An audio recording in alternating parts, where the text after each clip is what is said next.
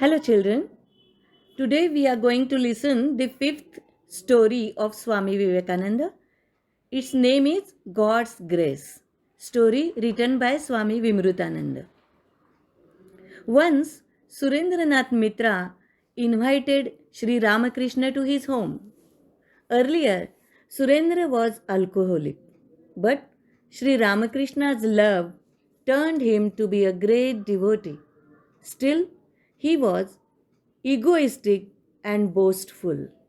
You know, I have taken much pains to bring the Master to my residence.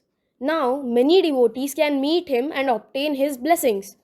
Yes, Suren, I see you are a great devotee. As per your wish, many devotees have come to meet the Master. I have purchased this costly garland to adorn the Master's neck. I am sure he will be very happy with me. Sri Ramakrishna arrived at Surendra's home. He was overwhelmed with joy to see the devotees assembled there.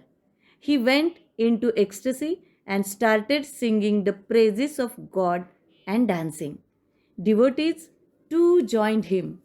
It was a market of bliss and joy.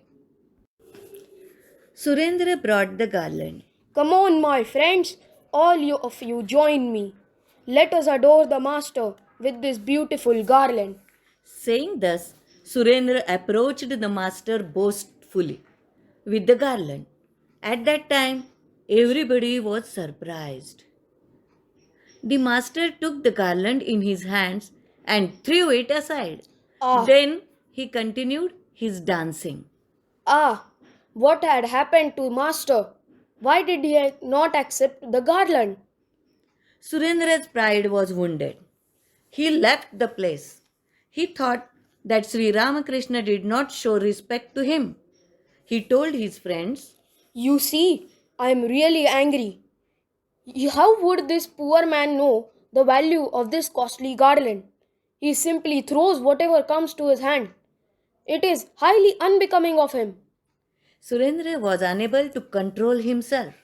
However, being devoted to Sri Ramakrishna, he understood his mistake soon. Oh, I realized that it was all my fault. God cannot be purchased with money. I had been vain and selfish. The Master is the incarnation of renunciation. His friends pacified Surendra and brought him round. I do not like my behavior. God's grace dawns only on a person who does not have any ego. I am not fit to receive His grace. Why should I live if I cannot receive His grace? I do not feel like living anymore. Our Master will surely forgive and accept you. Don't you know that?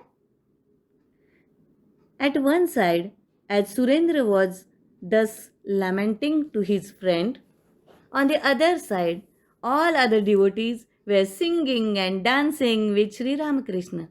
All experienced the bliss.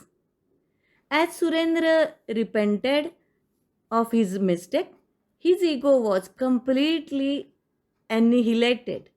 Sri Ramakrishna got himself adorned with the same garland which he had thrown earlier. Oh Surendra, where did you go? Come and see. Gurudev has put on your garland and is dancing in ecstasy. Aha! There are no words to describe the grace of the Master. Earlier, my ego was preventing me from getting His grace. He likes only the humble. I prostrate the 1,000 times before Him who had removed my ego. After the ecstatic dance, Sri Ramakrishna conversed with the devotees wearing the garland. Bhakti is the only way in this Kali Yuga, and ego is the greatest obstacle to bhakti and divine grace. One should serve God without any trace of ego. Suren was completely reconciled.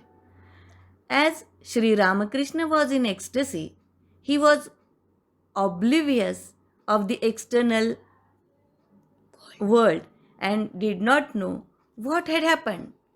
When he became normal, he asked Suren, Suren, can you give me something to eat? I am hungry. Surely, I shall immediately offer you some food. After having food, Sri Ramakrishna blessed all the devotees.